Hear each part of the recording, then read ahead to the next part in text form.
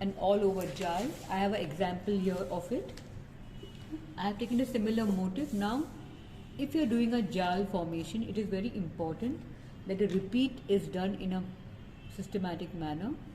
So, what you notice here is I have taken the motif, but I have been mindful. So, I have drawn a square as a guideline. A rectangle is over here, if you see, as a guideline, where I have placed my motif. So, my repeat is not exactly like a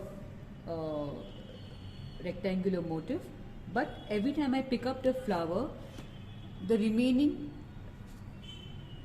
motif will fix it like a jigsaw puzzle. So what you see, this flower here, in my next repeat will fall exactly over here. I have marked them both as A1. Okay, so now I know that once this is my repeat, if I were to lift it up and again print it or make a block out of it, then this particular flower will fall in the correct position out here. There is a space for it to be there. Similarly, what you see over here, this empty space over here, is actually half of this flower. Okay, so this is the way I've given my formation. So in the next repeat, this flower will be in the right position.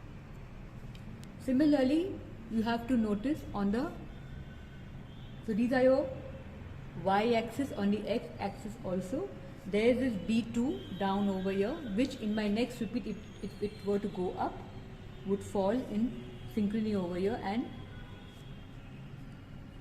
so similarly, there have been empty spaces where your motif will blend properly.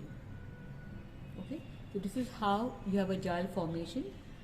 Depending on what kind of spaces you want, you can expand and create more empty spaces out here. This is, so what you see over here is your Jaal formation. You have your Buta till this part. Okay, it's like a big Buta, but when I start adding smaller design details, motifs and all, you have your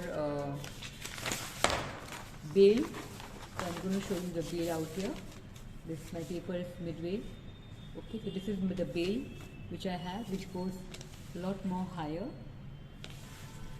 And then we have the borders over here.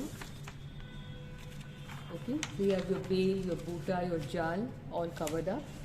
Okay, we have seen how this is one more example of the Buta in the same similar motif, slightly different kind of a placement is what you see in this one. Here we have two central flowers. Here we have a smaller cluster of flowers. The size is small. Okay, this is what you have here. We saw how to expand a particular design. Okay, sometimes it's easier to do it by hand. I know in technology a lot of options are available where we could also just go and get the whole thing photocopied in a bigger scale.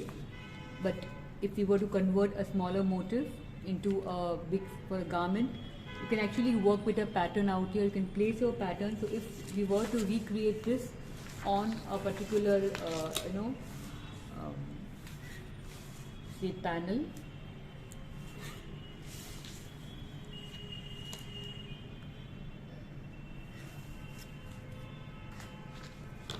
you can place your motif here and you can accordingly adapt it to the panel out here. So you have drawn a panel. Now let's see how we